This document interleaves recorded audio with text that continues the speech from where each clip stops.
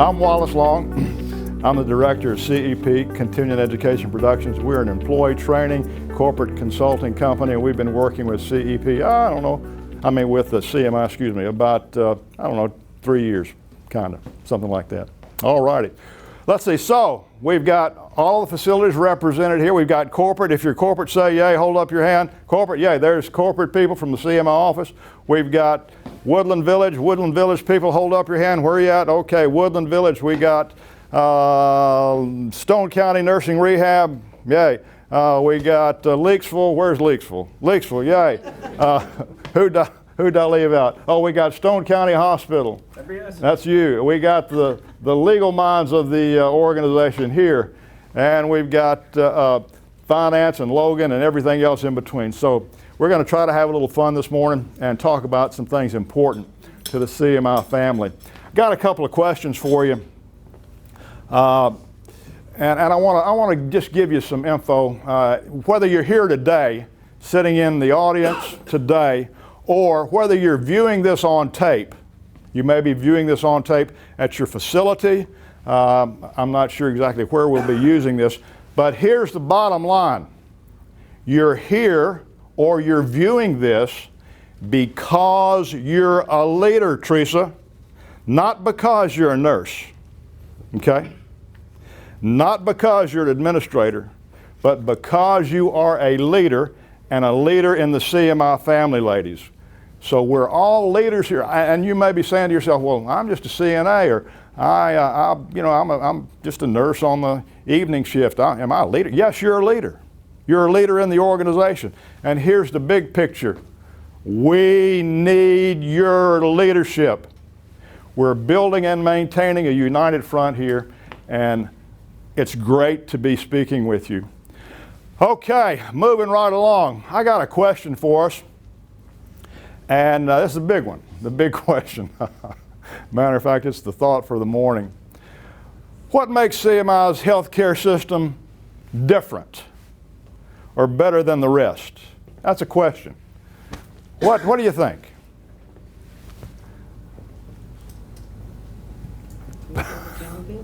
Ma'am?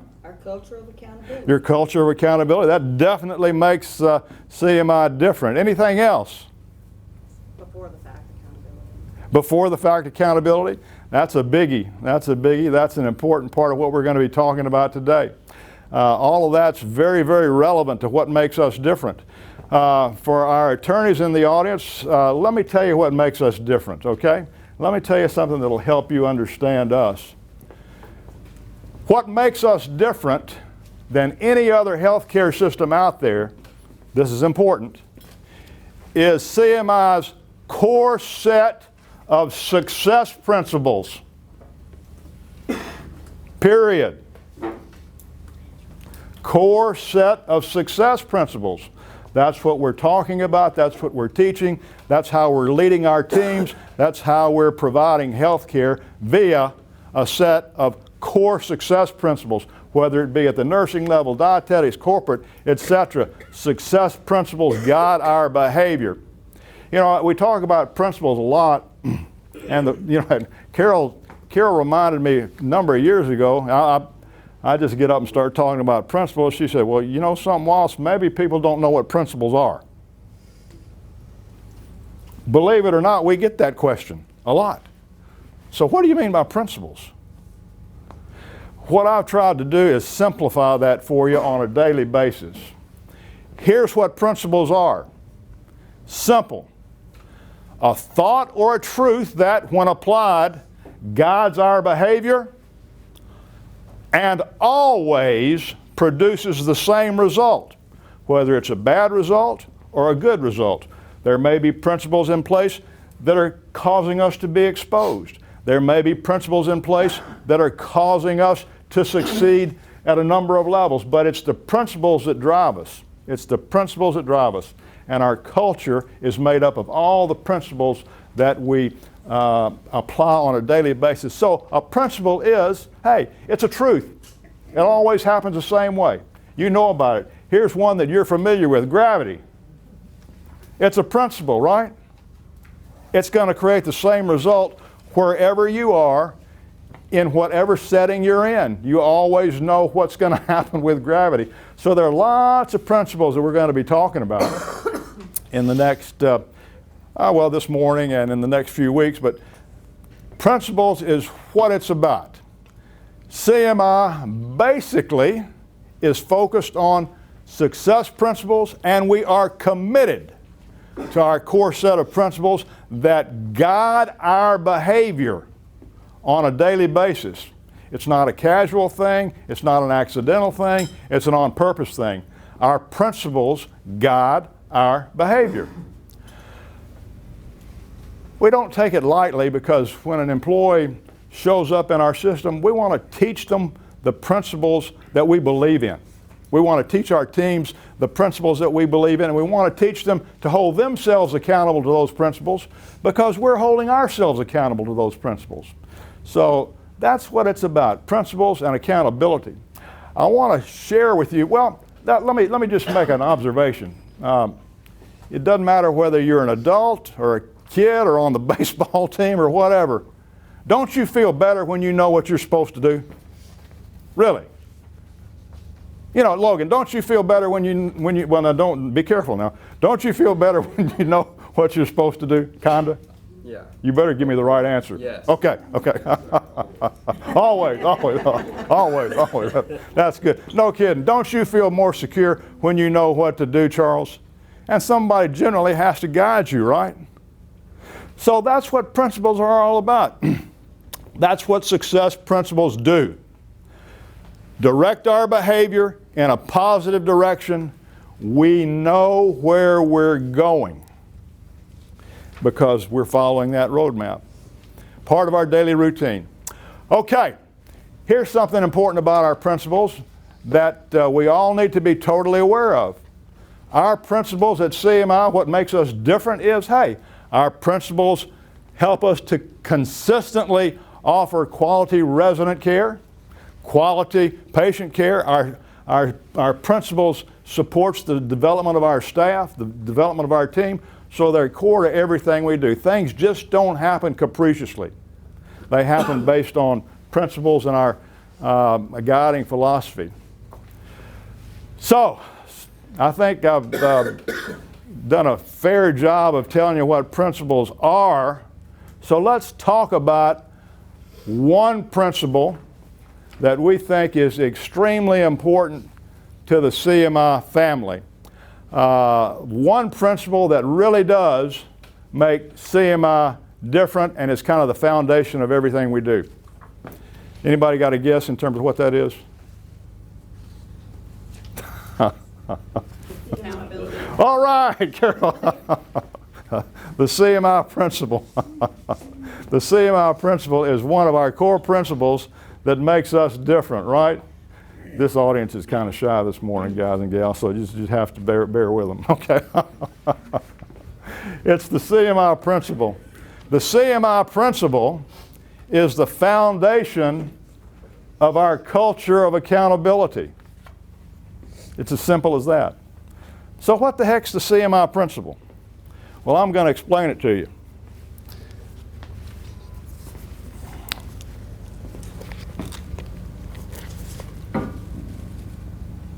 Step one is the CMI principle is our pathway to organizational success. That's step one. It's one of our guiding principles that focuses on accountability. The CMI principle is CMI's accountability principle and the process that directs our accountability system. What I'd like to do at this point is, if you have a copy of this, get it out. If you don't, it really doesn't matter that much. But for those of you that are watching this for the first time, the book, The Oz Principle, the book, The Oz Principle, is the foundation of the CMI principle. So get a copy of this and read it, and you'll understand a little more clearly what the details, what the elements of the CMI principle are all about. Okay? The CMI principle, our accountability principle, is the first principle we teach our entire team. That's all of us. That's our responsibility on a daily basis. So, read the book, The Oz Principle. If you have questions about it, ask someone in authority that's working with you or that you've had some contact with, and they'll help you understand it. But I'm going to walk us through the Oz Principle and talk to you a little bit about the various steps, characteristics, components of the Oz Principle, so you'll have something to work with. So what does the Oz Principle look like? What does it look like? Well, here's what the Oz Principle looks like. The Oz Principle is made up of a series of steps. You see this in your notes, I think. If you can't see this in the video at this point, we're probably going to clip it in, but the CMI Principle helps us stay positive and what we refer to as above the line. Let me explain to you in a little more detail what all that stuff means. There are two components to the Oz Principle. Number one, above the line thinking. Number two, below the line thinking. So let me kind of dissect each one of them and tell you what they're all about. This is the way we think about our responsibility. This is the way we think about conducting our work on a day-to-day basis. We stay really focused on staying above the line. But let's start with below the line thinking. You know, you are what you think about, right? This is about how you control your thinking. So below the line thinking on your team, in your office, on the nursing floor, in dietetics, it really doesn't matter where you are. Below the line thinking is negative, victim-focused thinking, okay? And it usually begins with creating an environment where no one is willing to acknowledge the truth. The food's not being prepared responsibly and delivered properly to our residents. And everybody sees that happening, but nobody really acknowledges it, so we ignore it. We ignore the truth. Or we have an accounting problem that we have had for months and months and months, and we just kind of hope it goes away. Or we have a medication error issue that's kind of an ugly little dragon that shows up now and then, but we just hope it, goes away and it's not a problem again. That's wishful thinking. So below the line thinking is negative, victim focused, usually begins with creating an environment where no one acknowledges the truth, reality is ignored, and people won't speak up or fear speaking up. They don't want to tell you about the problems with medication errors, etc., etc., etc. Is everybody with me on that? Okay. Below the line thinking, in terms of blaming others or finger pointing, is a big component of that. It's not my responsibility, it's her responsibility. Well, I wasn't on that shift, so I'm really not sure what happened. Or I can't figure out why the food's always cold. Hey, listen, you need to go talk to Sheila. That's not my thing. I don't know. Finger pointing, it's someone else's responsibility. The blame game starts, well, it's dietetics' problem, and it's all their fault, so we need to deal with that, and it doesn't have anything to do with nursing service, so hey, go talk to them. Finger pointing, whose fault is it? We deny reality. It could be a patient care issue. It could be a cash flow issue. Hey, it could be a food service issue. It could be a collusive attitude on the part of an employee, right?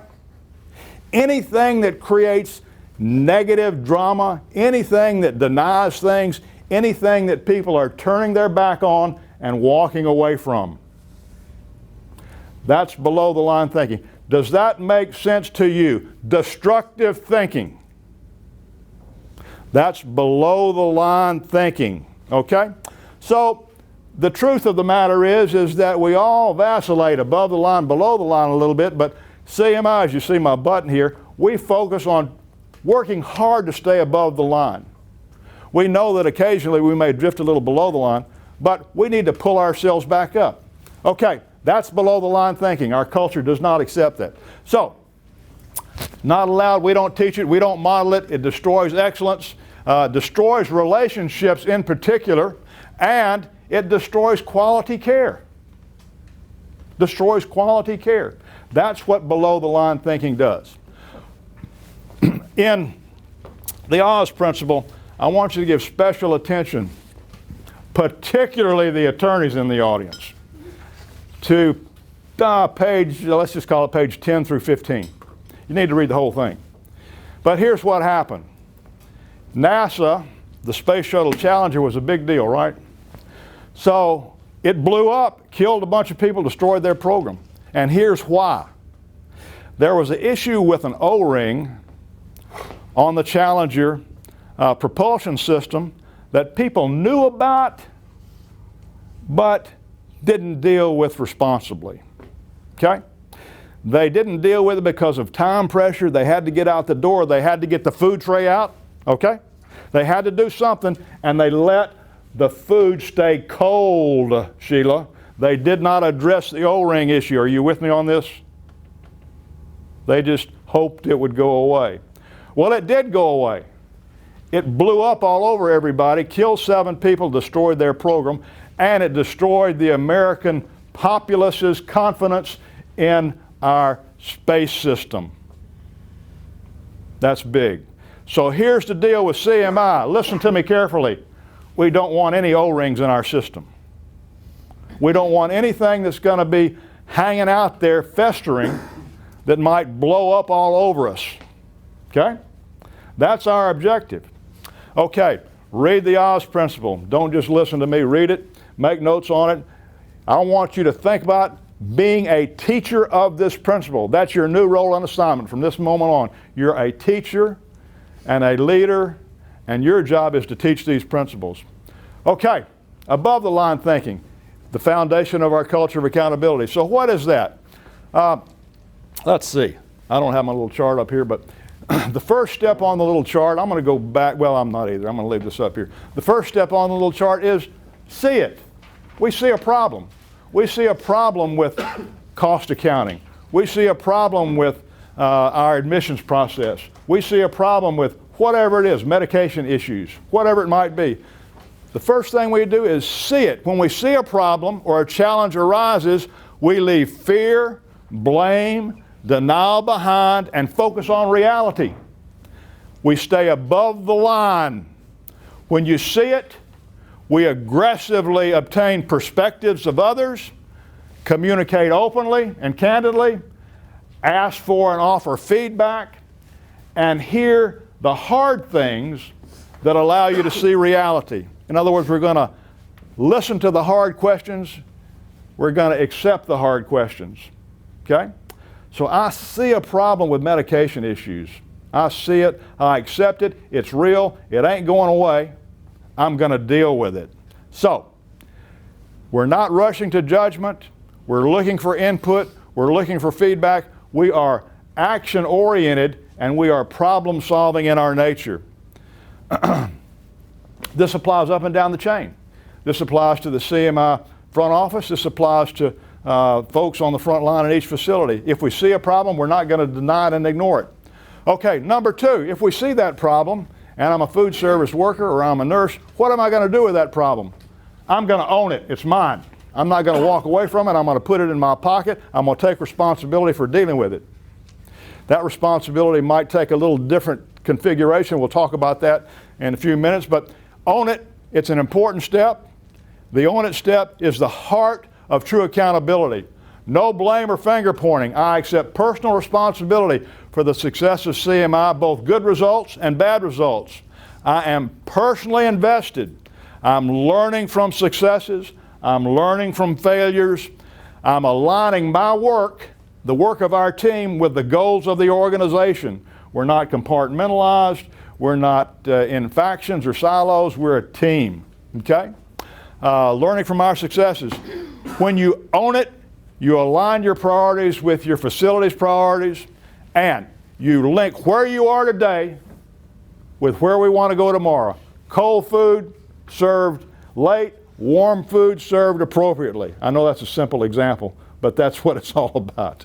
I'll pick on food service. Okay. All right, so I've owned it. We own it. We know it's ours. We've accepted that responsibility. So what's the next step? What's the next step? The next step is we're going to solve it. That requires persistent effort from all of us. It requires effort from the person that identified the issue. It requires effort from the management team. It requires effort from the entire organization. We're going to solve it. We're there to find solutions, identify barriers standing in the way. We're going to talk to everybody about issues. We're going to ask the hard questions. We're going to ask the hard questions. We're not going to protect any sacred cows. Does everybody understand what I mean by that? We're not going to walk away from issues that might be destructive, that have been ignored for years. Okay? Ask hard questions, do research, find solutions. We refuse to get sucked back down below the line into the negative finger-pointing stuff. We're out for solutions and resolution. Okay. The last step is do it. To do it, that's the final step.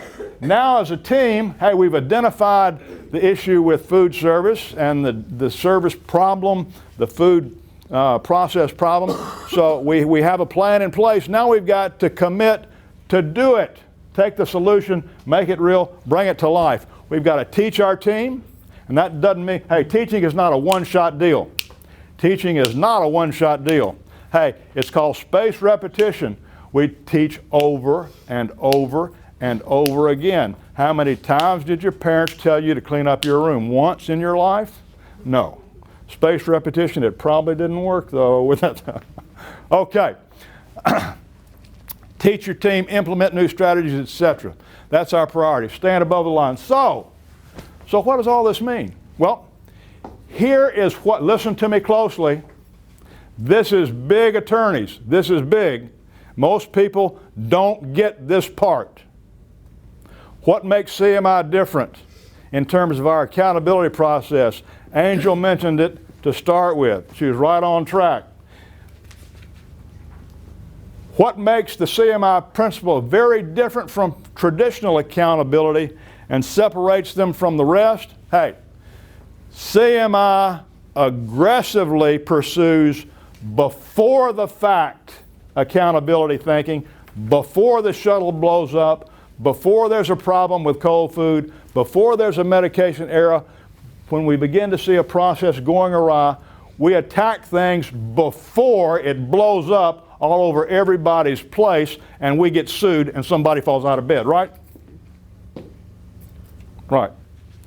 Before the fact, looking for issues and confronting them before they become a crisis or a problem.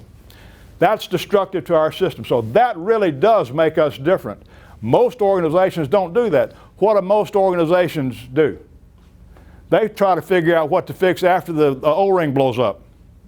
Right? That's what NASA did. They could have saved lives applying this principle that CMI utilizes. Absolutely. Okay. Here's a question that I always get that Carol has brought to my attention on several occasions, and probably you guys have thought about it, and I'm going to do the best I can to answer it for you and your team. What does it mean for me as a CNA or as someone in dietetics or as a nurse or whatever? What does this honest principle thing mean to me? What should I do if I see something goofy going on? What am I supposed to do? You know, you've told us what the principle is. Now what am I supposed to do, really? That's a pretty good question, I think. Well, here's what you should what I'd like for you to consider doing. Number one, we're working together to maintain excellence. You're on the team. You are a part of the solution. We want your input. We want your recognition of issues as they come before you if you think they're an issue. So number one, don't suffer in silence. What does that mean? Talk to somebody. We're not running around tattletaling or anything like that, but if we see a serious issue with food service, we're going to come to whoever your dietetics chief is. We're not going to finger point at whoever we think the person. We're going to say, Sheila, I think we might need to look at some issues with our food service process. Ms. Jones and Mr. Smith, they're always telling me that their food is very, very cold when they receive it, and I'm not sure why, but maybe we need to look into that. That's your first responsibility. That's a part of the solving it process. Tell somebody, okay? So number one, don't suffer in silence. Number two, it's okay to talk to your boss. Is it okay to talk to your boss? Hey, we got all the bosses in the room. Is it okay for everybody to talk to you about an issue? Yes. Say that one more time and louder. Yes. Yeah, you're not going to get fired because you bring something to someone's attention. I'm going to tell you something. I was an EEOC investigator for a long time. A long time. And if people would have taken this process to heart, I would have had many fewer cases to investigate down through the years. That's a promise. Okay. Number 3, what should you do? Hey, we need your help. Remember, you're on the team. You're a part of it. We need your help. Don't sit there silently. Tell us. Number 4, bring solutions. We want your input to solve challenges. We want to know what you think. We want to know, what your attitude is. Number 5, again, you're on the team, period. You're on the team, period. And number 6, give it a try. Talk to somebody.